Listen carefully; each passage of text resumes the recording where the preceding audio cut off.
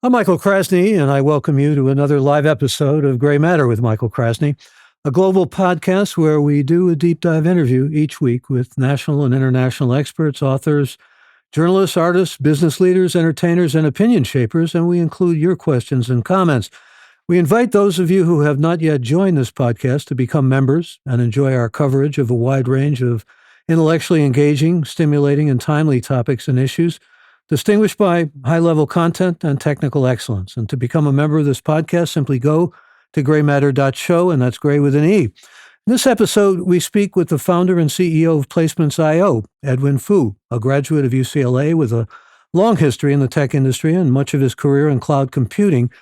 Edwin Fu was product manager for Cloud Eyes and director of West Coast operations at Salesforce prior to founding Placements.io in Seattle in 2014, an internationally based company which describes itself as the leader in revenue and billing management for media, helping publishers, broadcasters, and e-commerce companies manage their advertising businesses. And we invite you and welcome your questions and comments, and I welcome Placements.io and founder and CEO Edwin Fu. Delighted to have you. Thank you so much. It's an honor, Mr. Krasny. It's Michael, and let's just begin by finding out what your company does. It says on the internet that you help media companies get off Excel spreadsheets, and it's all about digital advertising. But let's kind of explain it and before you do go into an explanation, I ought to say that there are now offices, what Mr. Fu, Edwin Fu, describes as small offices in New York and Seattle, but also in Taipei, Taiwan, and also in London and Singapore. So this is a company that has grown and it continues to grow, and I congratulate you on all that, and we'll find out how and why. But first, what do you do? It's really, really simple. We solve a fundamental problem for companies that sell advertising. The best way to think about it is it's more analogous to e-commerce. You don't have to be a systems expert. You don't have to be a technology person or an e-commerce person to understand this. If you're buying something from a store online, you would imagine that they have back-end technologies or a process to turn whatever you checked out, a t-shirt, a pair of shoes, and once you check out, you would imagine that they have a system to turn that into an order, that it has to be fulfilled, that it has to be presented against inventory, it needs to be delivered, and you need to charge for it and send an invoice and manage that in the system. We do that for all the biggest companies in the world that sell advertising, because selling advertising is really tough. It's intangible and perishable. It's as a function of time. If you're not executing or delivering those orders, right, you lose that money. So it's very, very critical for them. And so another way to think about it is it's a piece of software that manages orders, inventory, invoices, and all the integrations that a company would need. And you do work with some very big companies, Walmart, for example, and we should mention that there was a recent deal that made the news with Microsoft, which you characterize as lucky, but these things happen only maybe partially by luck. How do you build these kind of these kind of partnerships, really? I mean, with companies of that kind of breadth and status? Yeah. I don't think that we tried to think of how difficult or how big these companies are, because that could consume any ambition that you have. They're just people. They breathe, eat, and laugh and cry just like us. And what we will do is we'll target people who may experience the pain or who are building a business. We'll have conversations. We'll tell them about the experiences and the software that we have. And if there's an opportunity, then we bridge that gap. We're also a little fearless on our side, right? We won't let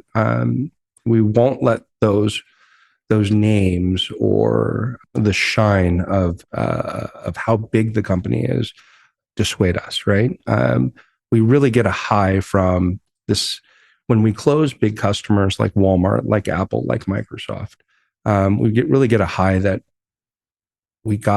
we won these customers, and we're solving a major business problem, and it becomes addictive, and we do it again and again and again.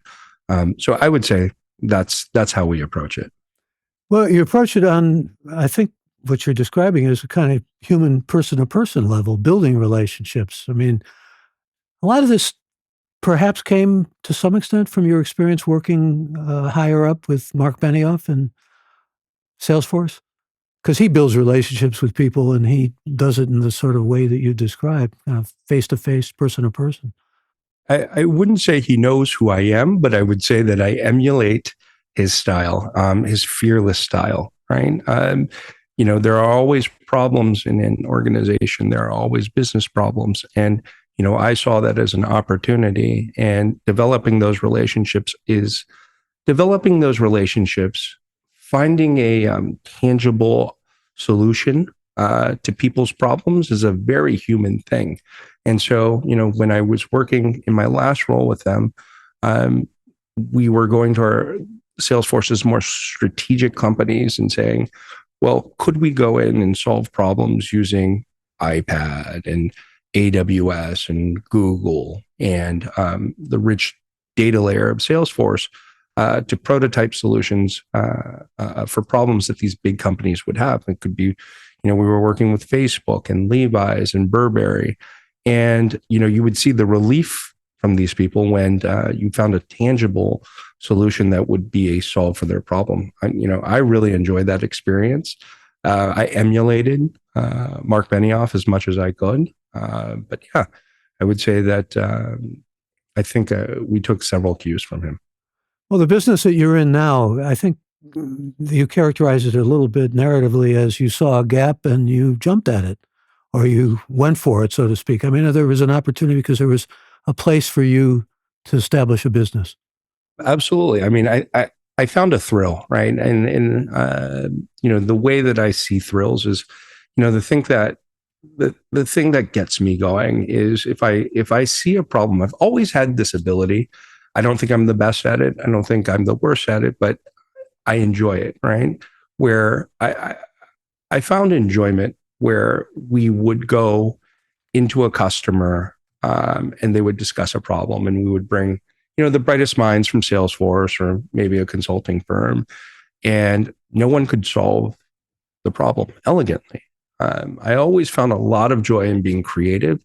To me, it's akin to art or music, right? There's some constraints, there's some complications, there's some restrictions, but you have to develop something beautiful. And, I can see it in my mind. And when I can develop a technical solution and see it work in my mind, I get a real high from that.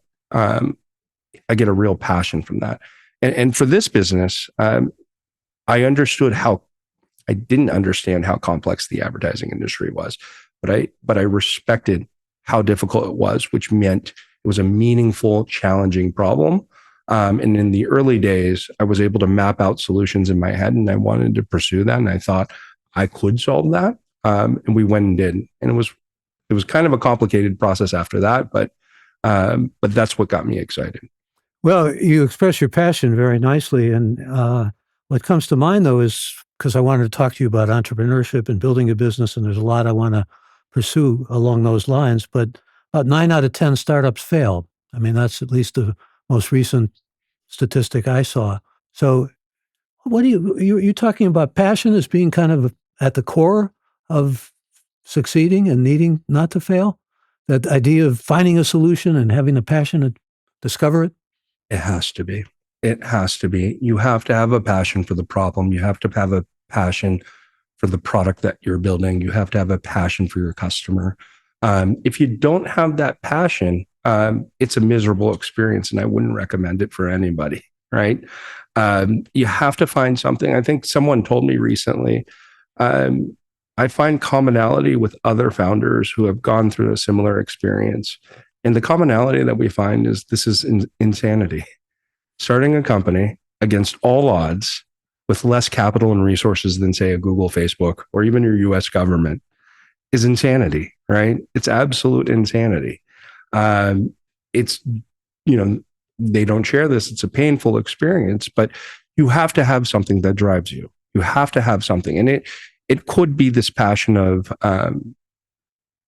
as petty as I want to be right, that drives a lot of entrepreneurs. It could be this idea of I want to change something. I don't like how the status quo is, and I want to do something and change that. Or it could be as technical as, wow, I really found an elegant solution to a problem. And I really believe that this is a better mousetrap than the world currently experiences. It doesn't have to end with those three, but those are three examples I think of that really drives entrepreneurs, and money too. Well, let's talk about money for a moment, because I know you had some good investments. You had angel funding and venture capital. In fact, I know that Vulcan and Revel were two of your investors, but you've singled out Espresso. We're naming names here because I think there are people who are actually interested in hearing who funds these things. And what you said also, just I think this is an important notion for those aspiring entrepreneurs or those who hope that they can make their mark, to know. You said Espresso was founder friendly. You felt they were supporting you. That was the biggest factor in terms of that relationship where you were getting the money from. Have I characterized that correctly? Yeah, I think so. One thing that I enjoy, and one thing that, at least in my experience, you can have, how I would characterize that is investors come from all walks of life. Some of them can be operators. Some of them are, some of them are purely financial, and they're bankers, right? The reason entrepreneurs exist is because they're crazy. They see something wrong. They want to make it better. And that in the spectrum of making it better has a lot of definitions. And, they're going against the grain, and finding investors that support that are patient, and understand that, and understand the nuances that come with that, the restrictions, the constraints that come with that, makes running a business and makes entrepreneurialism a lot easier and better and a lot less lonely. Folks that will take conventional advice or status quo or anything that's trendy and try to apply that without context to your business makes it more difficult. So let me get some definition. When you're talking about craziness and insanity, you're really talking about having a vision and sticking to it and being tenacious, aren't you? Absolutely. And being persistent. And maybe even defying what seems to be the status quo or what might be conventional. Absolutely. Absolutely. I think that you have to find some conviction. That conviction has to be beyond, I want to make a lot of money. It's not a conviction, right? That's just a goal, right? You have to have some conviction. There's something wrong with the world. There's something wrong with your vertical. There's something wrong with other products. There's something wrong with the way the status quo is doing things, and that you have enough conviction on upon yourself that your ideas or your vision are better somehow or some way. And that has to be coupled with the idea of your innate ability to execute. I think there are a lot of people with ideas, right? A lot of people who think that they can do things better. But you need to have the ability to execute to be able to make that a reality. I'll give you an example. There's a funny movie out there called Hot Tub Time Machine. This guy goes back in time and says, I'm going to I'm going to invent Google, and I'm going to be really, really wealthy, right? And as funny as that movie is, and as tasteless as that movie is, I sat back thinking throughout the whole movie, would you have the ability to execute and be this PhD from Stanford to invent Google at that time, to get the capital, the resources to reinvent search? I don't know. Maybe not. Well, I'm also reminded of recently, and you grew up in San Francisco, so you may appreciate this. Steve Young did an interview. He's getting into the world of business and building up some capital and also building up some businesses. And in the interview, he said, profitability should not be the North Star. And that kind of resonated for me, and it's resonating now with what you're saying. So if it's not profitability, if you're not just in it for the money, and I think that's what I'm hearing you say, you have to be in it for the vision that you have and the desire to bring something to fruition and make it work. What else drives you? I can answer the question as myself. I think that there is a lens or a vector that other people have, but my view um, is building. I am addicted to this Frankenstein moment. Most people think of Frankenstein, and I think of the old movie where the mad scientist is crazy. He sees Frankenstein come to life, and we're taught in school this is not good for society. But I see the passion in the mad scientist. I see the creation. I never thought it would work, and it worked. And so I get those same highs, and I get those same thrills, and I'm addicted to when I hear a problem, and that problem seems so complex, and we build something. Whether it's an application, whether information is moving from one system to another, whether we're playing with the concept of vision learning, where computers can read images. I get a thrill when an idea comes to life. It's what drives me. And we think about it at the company. Money, success, growth, all byproduct of that. If you're not solving problems, if you're not creating or inventing, then it is an unlikely path for success. It's the thrill that drives me. So the thrill has to do also with, again, what you conceive and what you envision. And that's the key to what drives you. More than money, more than anything else? I think that is a major component. I think the second is this idea that we got away with it. It almost feels criminal, right? Winning Walmart, winning Microsoft, building technologies we have no business in building, right? We got away with it. But, the reality is we did it correctly. We did build it. We did build it well. It was a solution to a problem that was needed, but somehow we feel that we got away with it. I think that would be the secondary driver for us. When you're talking about insanity and getting away with something, it sounds like, shall we say, not exactly what are generally conceived as the regular ways to success or the pathways that most people think of or try to conform to. That's absolutely true. And that's the insanity in it. There's an insanity also in being a CEO. I mean, I used to do a lot of work with CEOs, and I can't help thinking that all the pressure is on you. It's all on your shoulders, and you have to make the big decisions. And in many ways, it's also sometimes very difficult to make that balance between being consumed by the passion and the vision and so forth and trying to live a life, having a balance in terms of a home life and all that. Absolutely. Absolutely. I have so many thoughts on this. I have some sad thoughts. I have some happy thoughts. I have some optimistic thoughts. Where would you like me to dive in? Well, let's talk about what you've learned that can be useful or applicable. I mean, you're a successful entrepreneur, and there are people who are listening to this who want some wisdom from you or hope that they will glean from your experiences. Advice, maybe. Yeah. I mean, we could go so many ways with this. I think starting a company in San Francisco, twice in the late 2000s and the early 2010s, there was a lot of characters of what success should look like in Silicon Valley. And they were dangerous, very, very dangerous. This crushing it, this, I'm always killing it attitude, very unhealthy. And I don't think it's a great recipe for success, right?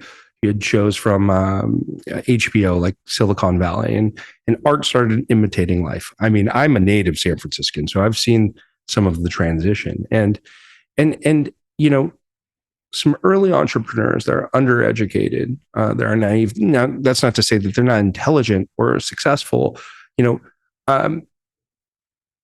We'll pick up on this and say, well, this is how I'm supposed to succeed.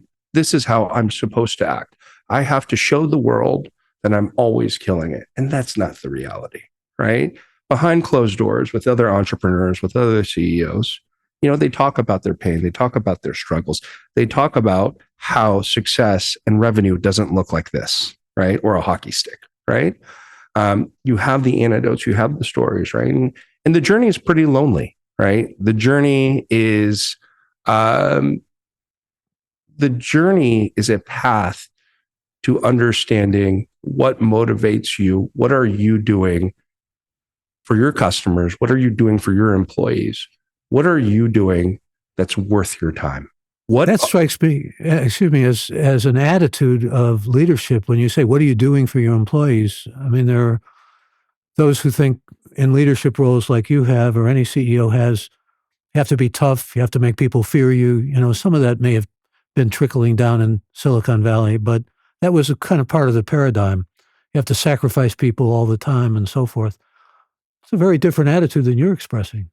Yeah, I think my attitude is always shifting, right? It's a culmination of my experiences, what's happening domestically with me in my company, anecdotes that I'm hearing from other CEOs. So it's always changing. It's always changing. I do generally believe in the good in people. I generally do subscribe to trust up front. But I've had some situations where we've been burned that way.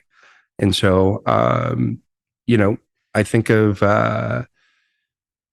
we've opened an office in Singapore, and I've been really learning more about Lee Kuan Yew, the founder of the father of Singapore. And he famously said, which is not, I don't think it's popular in Western culture, that not everybody's the same. Not everyone's equal. And the sooner that you learn that, the better society will be, or privately or organizationally. And I'm starting to learn that as well, right? Not everyone are created equal, and not all people are equal. The way to think about that is maybe it's by choice, not inherently or innately, not cerebrally, but maybe they choose that. They choose to be less focused on work because they prioritize their home life, or they don't they don't identify with their work as their sense of self, right? Or maybe they're not engineers or mathematicians, right? And they don't want to be. And so kind of understanding that, and understanding how the sociology of that in an organization, I think, is important. And that's reflecting on my views on how I run the company. But there's a lot of autonomy in the company as well, right? You can't it's exhausting to micromanage and oversee everything. I tried that too as part of my journey. You have to delegate. We have to delegate, and you have to trust, and you have to give some autonomy, because I read somewhere a long time ago where recognition, ownership, autonomy was a greater reward than money. And that really sat with me for a long time. Talking with Edwin Fu, who is founder and CEO of Placements.io. And I want to just, maybe this is a little tease, as we say in the broadcast world. I'm going to ask you about one story of being burned and what lesson you got from it. But first, I want to go to some questions, because questions are coming in. We have a lot of thoughtful people with really good questions. This is Devin from Austin, Texas, who wants to know, many people have become more and more sensitive to being tracked online. How does that affect your business? Yeah, that's a controversial topic. So that's changing. I won't speak on behalf of my customers, but I'll just speak on behalf of myself. So we are not in the ad business, right? Our customers happen to be in the ad business. So for example, if I would be building software for dentists, it may be an x-ray software or a reservation system. I'm not in the dentistry business. So as a person, I think things are changing, and I think that they're good. If you want to research this further, there is a CEO and founder by the name of Brian O'Kelly, who testified, I think, in Congress or Senate about data privacy. I think he's the founder of Online Auctions and built two very, very successful companies in the space. One that sold to Yahoo, another one that sold to AppNexus. I've sought some mentorship from him from time to time, very casually. And he has some very sharp opinions about this. You could just go on YouTube and look at it. Here's my thesis. My thesis is that the world is changing, and there are a couple of things happening. The first is the ability to inherently view people's data and privacy without checks and controls, I believe, are slowly going away for three reasons. The first reason is legislation. So I think that we are passing something called the American Data Privacy Act, and a couple of different acts. So it's very similar to a GDPR or CDPR. in California that is going to federalize the ability of private organizations to profit off your data. Now, there's some exceptions that I question, like companies that work with the government are absolved from that. So that's coming down, right? The second thing that's coming down is there's some antitrust. There's some antitrust with Google, and Google has a overwhelming monopoly on the advertising infrastructure. So the mechanics of how ads are bought and sold, our government may break that up. And so that technology that controls the monopoly of how they capitalize using advertising on your data may change. But I think the biggest thing that's changing is Apple. No one's talking about it. Apple's building all these technologies that are shielding publishers and, more importantly, technologies that profit from your data. So they have a couple things called Hide My Email Relay that mask your IP. Now you have to turn these things on, but it's promoting the ability to keep the internet more private. And so what happens to the industry? They have to change, they have to shift, they have to accommodate. What we're calling this in our industry is a shift from an open marketplace, which allows technologies to profit off your data freely with or without your permission, to a first-party system, which requires your opt-in to be able to advertise to you. So we're shifting to that, right? And so that is influencing all the browsers which share your data to support this in a new private world. So I think I think advertising is changing. I think privacy is good business, at least for Apple. And I think that we will see the benefits of that. Brian O'Kelly, I think, testified that he feared that online advertising threatened Western democracy because nefarious governments would be able to target certain communities and audiences very cheaply, very effectively to affect the outcome of free elections. Well, it brings up the whole TikTok controversy, doesn't it? I mean, because if they're getting all our data, if China's getting all our data from TikTok, where will it lead? I remember reading some of Kelly's testimony. I remember thinking to myself, where is AI going to figure in all this? And I'd like maybe you to speculate on that. Oh, wow. Now, would you want me to respond to TikTok or AI? I'd like both. I'd like your thoughts on both, actually. But hold those for a second, though, because let me go to another question, and then I'll come back to them. And the burn question, if you're comfortable with it.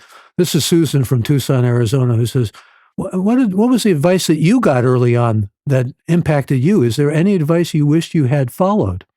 I got a lot of advice in Silicon Valley, a lot of advice from prospective investors, a lot of advice. Advice is... They used to say advice is cheap, is what they used to say. It's like a buffet. It's widely available. Yeah. My advice is not to follow advice. Now, that might not be a popular thought because in many cases, advice is general. It doesn't bear the burden of context and restrictions and constraints, right? So while well-intended, it doesn't pass the test of understanding the conditions, understanding the outcome that you're trying to achieve. I think I read somewhere, instinct is a product of the strongest computer in the world, your brain. And it's a culmination of inputs that you take and your best calculation at a decision or an outcome, right? I mean, I guess I would trust my gut is my advice to you. And that, process advice. Not all advice is good advice. That's my advice to you. Well, it's good to trust your gut when your gut works for you. That's for sure. All the detectives that talk about trusting their gut and all those TV series where detectives are central tell us something about that intuitive power, that curious power or whatever, which obviously had a lot to do with your building a company and the success you've had. But let's talk about when you got burned just quickly, if you're comfortable with it, and maybe the lessons that come from those kinds of things are very valuable. Sure. I mean, so many times that we've gotten burned. I'm sorry to hear that. Yeah. I mean, that's the process, right, Michael? There's so many ways I could kind of discuss that. There were Give situations. me one good example, one really good example. Yeah, I'll have a human example and a commercial example. Malcolm Gladwell says first thing that comes off the top of your head is always. Yeah. I'll have a commercial example. Commercial examples for, I pride myself on being a software guy, on a person that solves problems, on a person that believes that the software or the solution isn't the product is solving a problem. And so, just to kind of segue from advice, we're getting a lot of advice. I was a software person entering the world of Mad Men. So I would get all this advice. Oh, Edwin, don't build an integration platform that's boiling the ocean. But I had the instinct that technology was changing, was cheaper, easier, faster to do it. Not a lot of people had built a platform, with a lot of integrations. At the time, people were paying millions of dollars to integrate from one system to another. And I wanted to take on the hard thing of building a platform where you would buy software and it would have a lot of integrations. We're talking in 2010, right? And they said, "Oh, don't do that, Ed. You're overextending yourself." But I saw an opportunity where the technology was widely available with cloud and cloud technologies like AWS and compute technologies that made that available. They were telling me things like, don't chase a market where there are two channels in advertising. There's an indirect channel, there's a direct channel, otherwise known as programmatic advertising and direct advertising. And so people told me not to go against programmatic advertising. That programmatic advertising was here to stay. It was the only channel in how people sell media. And I didn't believe that, right? I didn't believe that. I thought that the data showed me that direct advertising had a bigger piece of the revenue pie in my subset of customers. So I stayed convicted. And now the market's changing. The market is shifting more to a direct business, which supports first party, than a programmatic wild, wild west, right? And we've built a pretty healthy business and scaled that to, tens of millions of dollars in revenue.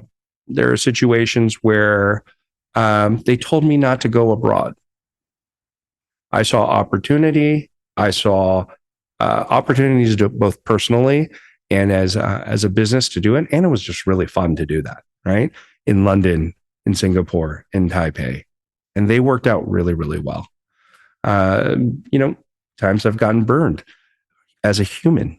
I got divorced in my 30s. I sacrificed time with my parents, time with my beautiful friends in San Francisco, because I thought that you had to focus and you had to be fully consumed in your startup until you were successful, and then you can make up that time, right? I got burned there. You got burned mainly by bad advice, from the sounds of it, or not following your own heart. I got burned by being vulnerable to advice and following it, and not being critical to think through my own set of conditions. So maybe another thing that you could present in the way of advice for young aspiring entrepreneurs is not only listen to your own inner voice and be faithful to it, but also when people are telling you something that doesn't square with that voice in you, don't follow it. That's a great way to put it. I've been thinking about this for a long time. And the way I would say is be comfortable with not following advice. Don't be rogue or crass, but be confident enough in yourself not to follow advice when you don't think it's beneficial. Self-confidence. That's really what we're talking about. Yeah. So we'll get back to TikTok. But before we do that, let's talk a little bit about AI and what you envision there, especially in your field, but also beyond if you want to. Yeah. I think AI is amazing. I think that AI has a lot of capabilities. I think that AI will change the way that we work. I think there's also a lot of hype about AI. I think it's making a lot of people nervous. I think that it's very buzzy, right? Like the cloud was, like mobile was, right? And for good reason, for commercial purposes. As a technologist, I think a couple things. I had my former father-in-law was a PhD in studying IT in the 70s and got one of the first PhDs at UNC. And he always tried to instill a tenet in me about technology and the purpose of technology. He said, technology changes, technology improves, Technology makes humans more productive, but it can only go so far. A human being will have to make a exception in the decision. Now, technology can do 10% of the work or the processing or the decisions. It is utopian to expect technology to do 100%. Now, he may be wrong, but he believes that that's one of his core tenets, that a human will always need to exist to make an exception. And so that's kind of how I believe AI can impact us. It can do repetitive tasks. It can do tasks that are time consuming for the purposes of being more productive, right? I think that there's this argument commonly right now: will it reduce jobs? Will it create jobs?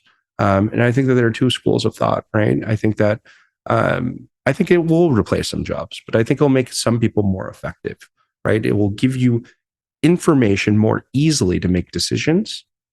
It will focus it will focus humans on tasks that are more important and more critical and more productive for the business than, say, data entry or reporting research, right? So I think it could be a powerful tool. We are implementing AI in our application. And what we're doing is we're doing very, very approachable implementations of AI. Example, we're using vision learning. Vision learning is the ability to read something visual, like an image, like a video, and extract information from that. And then you can make that more intelligent, and it could have some basic decision-making criteria. We use it in a very, very applicable way. Data entry of RFPs or orders are very time-consuming. They're very boring. You don't want to key in an order with 1,000 line items. Let AI do that for you. It'll go ahead. It'll look at the PDF. It'll look at the doc. It'll look at an image. It'll go ahead and extract that data, key it in for you, and it'll let you know when an exception should be made. I don't really understand this line, or I can't really make out this date. Can you input that? And it'll learn from that, right? There are other situations where I think generative AI, which is really hot with Chat GPT, I look at it as a different way. I look at it as a new user interface, right? We're always talking about UX and UI, how to use systems more intuitively, right? To me, it's like the new Google search bar, right? You can ask it to do things, or you can get information. It could be very, very specified given the system that you're using or the data set that you're using to help you, right? I see it as a new user interface. Yeah, you're talking about a lot of the assets that are definitely there, though I think it will probably cost a lot of jobs to go. I mean, I don't want to minimize that because I think it's going to be big in terms of job loss. But, Frankenstein's and all that sort of thing taking over human life with machines, somehow that doesn't register. But I think you've described it really very well and fully. Let me go to another question before we go to TikTok. Tyler from Denver says, what was the process of raising money like? What kind of presentation did you give to investors? Yeah. So, I think this is where we're a little bit unique. Most of the household name investors would call us bootstrapped, right? We've only raised $2.5 million to date to build a business that I believe is worth 9 figures or more. And that's very unusual. The typical company that gets to our revenue, I think I read it from a report, raised about $50 to $60 million. We've done it with $2.5 million. So my answer is going to be skewed. When we were raising, it was not an opportune time to raise. Investors have, if I'm going to be euphemistic, have theses or trends that they like to invest at particular times. Currently, AI, robotics, very, very hot. At that time, they did not want to invest in 3 things: e-commerce, they did not want to invest in semiconductors, and they did not want to invest in anything advertising tech related. So we really had a hard time raising. We were very, very thankful for Rebel. We were very, very thankful for Vulcan, who saw the vision. But the presentations were quite simple. We wanted to express our opportunity show what the void in the marketplace was, how we could build a bigger business, and why we were unique at it.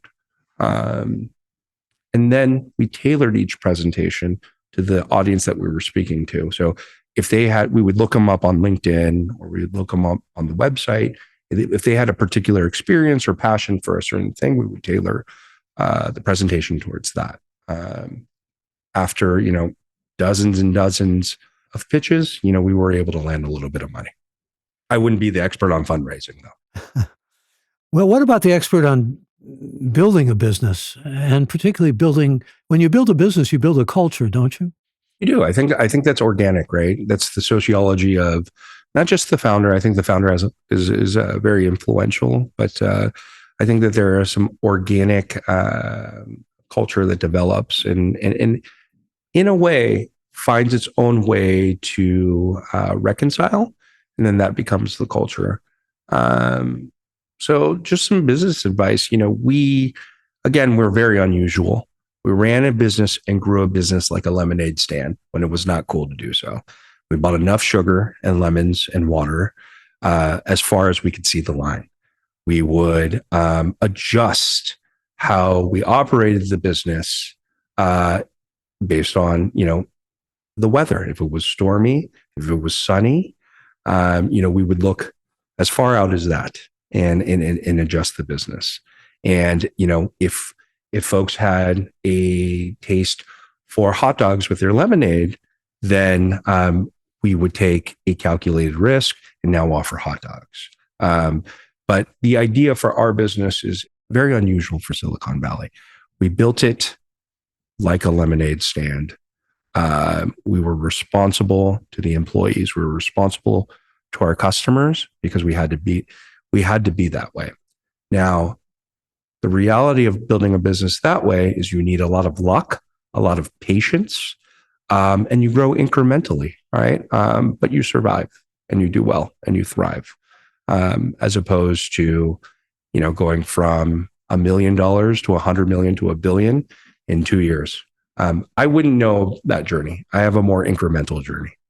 I've been reading that the tech ad landscape, as it's often described, is very fragmented. I'm not sure what that means, but does that conform to your sense of the world you're in?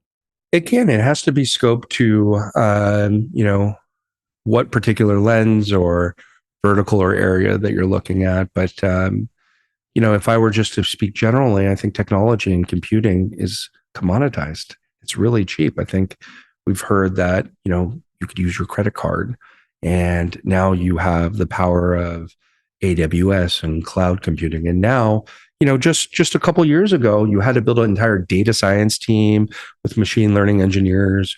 It required a lot of capital to get started on building algorithms and doing AI. Now, all of those are a la carte from Azure or Google or AWS. So starting a company, solving problems are very commoditized, very easy to do, which has created a lot of companies in market. That makes it a very busy space. Very hard to differentiate between what's real and what's not. That would be my take. That's a good take. And I'd like your take on TikTok. It's challenging to think of because you get into legal questions immediately and whether there ought to be a sale to at least some Western power as opposed to China. I mean, it certainly takes in the whole political breadth of things. But I'm just actually interested, particularly from your perspective, about what's happening with all this data. You see things on TikTok that I think are pretty disturbing where our youth are concerned. And I'm wondering about the impact of all that. And, it's considerable probably.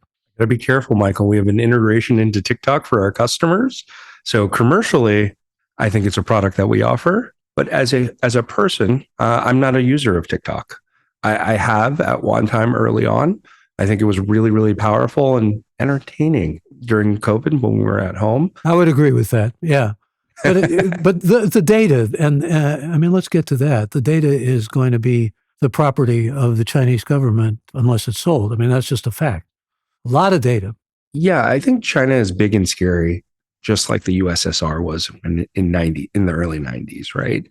And so the reality of whether or not they are exploiting that data is unknown to me. right? I did watch the Senate hearings, and the Singaporean CEO was pretty slick. I like what he said. I thought that he had good responses. I think this idea of having an American TikTok hosted by Oracle in Texas, freely available to the US government, is a story that I almost buy. But then I read in the news the other day that they had a data scientist that gave data requests to Beijing. So who knows? Those could be as innocent as storage usage or compute power. It could be as nefarious as targeting, a segment of the American population or influential people like politicians. I don't know. I don't think that I'm in a position to be able to say whether that's good or not. I do know that the technology is as powerful as Facebook was in the Trump election previously. I know that social media can be weaponized to affect the outcome of democracies. For instance, I think that they have a displaced people from Myanmar. They're like sitting in between India and Myanmar, and I know that it's publicly documented that the military government created a campaign to help migrate or exile the people who are now stateless, right? So I understand the power of the tool. Well, think about Facebook, since you mentioned Myanmar. I mean, Facebook's role in Myanmar is one that's really terrible, I mean, historically. Yeah.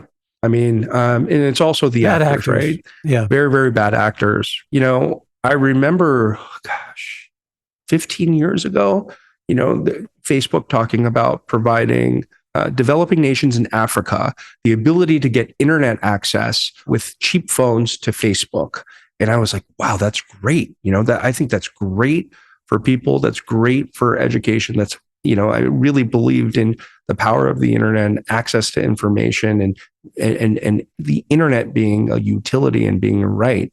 And then I learned later on, how nefarious and bad actors could ruin that, how they could utilize that to send a message that was inaccurate, that they could create fake news and manipulate people for bad outcomes, genocide. And it struck me, it really hit me. So I understand how powerful these tools are.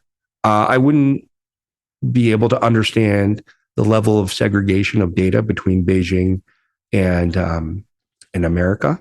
I think that there definitely could be bad actors in a company where that could be exposed and could be shared. I'm just not in a position, I'm not educated enough to tell you what the right answer is. I don't know if any of us have the answer to those kinds of questions, but I appreciate your thoughtfulness. Pete is joining us from Miami with a question. He wants to know, what is the most effective way to use online advertising? What are the biggest mistakes advertisers make? I think overcomplicating it. I think that they bring in partners, they bring in agencies who have the commercial interest to make things very, very complicated, right? For the purposes of profit. And sure, they have a lot of value. And sometimes the needs of brands could be complex. I can tell you from a recent experience that I had, which made advertising very effective and very useful for me. I was at conferences. I think I had folks at 2 conferences, one in Miami, incidentally, and another one here in New York City.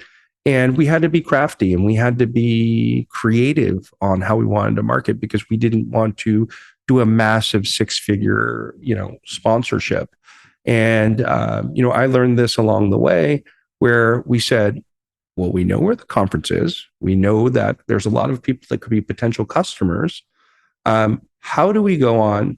What applications do we think that our potential customers are using at this conference? We think that they're probably using LinkedIn and they're probably using Instagram. So we would plug in the location of where the event was, maybe create a little bit larger of a radius. Now that targeting made it very cost effective for us, right? And then we would just try to buy all of the impressions or views during a specific period, essentially the conference, right? And it was incredibly successful. Everyone was looking at our ads. We got leads, and it didn't cost me much. I would say it cost me hundreds of dollars. I think one was $800 and the other was $600. And I think we got maybe 2 handfuls of leads in under 12 hours. Feels good, doesn't it? Feels great. I mean, even to talk about it, I'm sure it feels great. Feels great. Wasn't my idea. It was our head of product marketing's idea. You were talking before about the madmen, though. I mean, they're still out there, and still populating the world of advertising to a great degree, in your judgment? I think so. I think that they have executive roles now. I think technology is fundamentally changing their business, meaning there are new mediums. So, we went from radio and print to television, to the internet, to mobile, now to social, and gosh, whatever comes next, right? VR, I guess. But I think that their culture is here to stay. I think that's changing with Gen X and the values of every subsequent generation. I hope for the better. I think that some of them are in the executive roles and still have a hand on their views and approaches to certain mediums, like television. They call it linear TV, radio broadcast. And I think that plays itself out in the new mediums like podcast and social and mobile and VR and anything else that comes along. It's often regarded as a toxic culture, of course.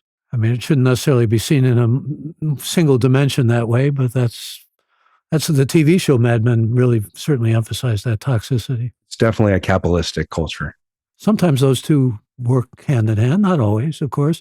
In fact, what was it like when you hit that billion mark? Is that something that was like a milestone to you? I mean, the language, for example, of your company is power over 20 billion. I mean, even that language sounds like the language of advertising, power over 20 billion, but that's what you do. Yeah, I mean, just to be clear, we don't have revenues of $20 billion.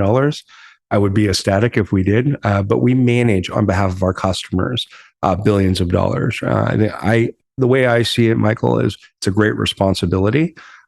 We have a commitment because any interruption in our service, any interruption in the way we think about the future of our customers' business interrupts those billions of dollars that we manage. We take it seriously. We're very committed in being having the service available, executing on behalf of our customers. But the reality is it's a lot of responsibility for a relatively small company. And maybe you could say something about how you view the economy now. I mean, I know you were major in economics at UCLA and sociology, but you have to constantly look at the economy, and you have to constantly be aware and monitoring how politics is affecting all that. We haven't even broached the subject of politics. Maybe we're on safer ground not doing that. But how do you envision at least a future for would-be entrepreneurs and opportunities and all that with respect to the American economy? Are you bullish? That's a tough answer. I look in two lenses. I look in my own lens, and most of the time that's a micro view, in the lens of technology, in the lens of New York City, in the lens of the coffee that I pay for, which is outrageous. I look at it from the lens of my employees and kind of a salary and comp to livability ratio. I look at it from a lens for my daughter when she graduates college and what the world will look like. This is my belief. I think the economy is unnatural right now. I've never seen anything like it. Every thesis I've had has just been untrue. I think that the economy is strong right now, but I think it's strong because it's the best of the rest. And it's the default economy that other folks are investing for whatever reason, geopolitical stability, actual growth. But I'm bullish because it is the de facto economy globally. Like, for instance, there are countries that have crazy inflation issues and crazy currency runs. They depend on the US dollar to buy milk and bread and eggs and bacon and whatever delicious food commodity they have, right? So I think we're the best in the rest. I think I'll look at the stock market and it'll look very irrational. I'll look at housing prices, very irrational. I'll look at the soaring cost of food prices relative to current wages. I'll say that's irrational. So I don't know. I'll talk to hedge fund folks and they'll tell me a whole nother story. I'll talk to working class people and they'll tell me another story.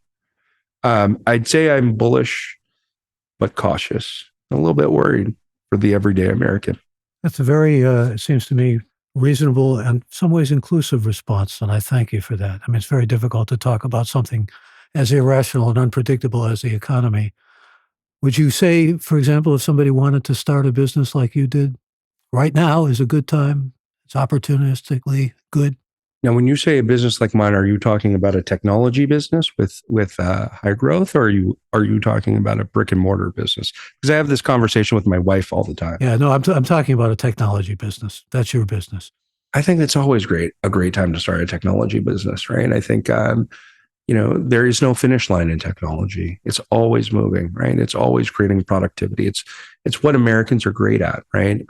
Not technology, but I think America is the best country at innovation, at being creative, at solving the really, really difficult problems. I always joke that I want to write an essay about this is going to be very controversial, that America is the laziest country in the world, which is why we're the best, right?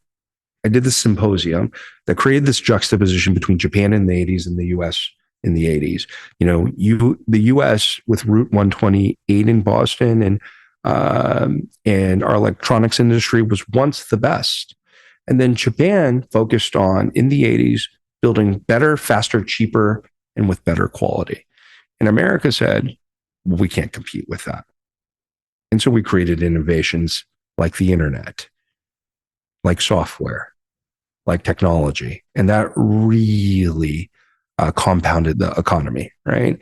We started building Microsoft. We started building Apple. Then we had NetSuite in 1995. And then everything has blown up. I think we're really good at creativity. I think that we'll look at unconventional ways to compete and solve things. And so I think that permeates in technology all the time. And we push that in the envelope currently with the AI revolution. And then following the AI revolution, quantum computing. You said it very well, and I thank you for that. And I want to also thank all who joined us for this live episode of Gray Matter with Michael Krasny, and all of you who will be joining us on Apple, Spotify, or on our website at graymatter.show. And if you aren't yet a member of this podcast, invite you, in fact, urge you to join by going to our website at graymatter.show. That's Gray with an E, where you can find previous episodes of Gray Matter with Michael Krasny, including ones with CEOs, Joey Zwillinger of Allbirds, Ken Dykewald of AgeWave, Kwang Do of BioVi, and Dr. Robert Pearl, the former CEO of Kaiser Permanente. Also invite you to email me with any reactions, thoughts, recommendations you may have to mkrasny@graymatter.show. And thanks to our indefatigable Gray Matter with Michael Krasny team, Alex, Shannon, Chad, Colin, Kevin, Jeff, and Colleen, and a special thanks to this week's special guest, Edwin Fu of Placements.io. Thank you, Michael. I'm Michael Krasny. Bandwidth for Gray Matter is provided by CashFly at CACHEFLY.com.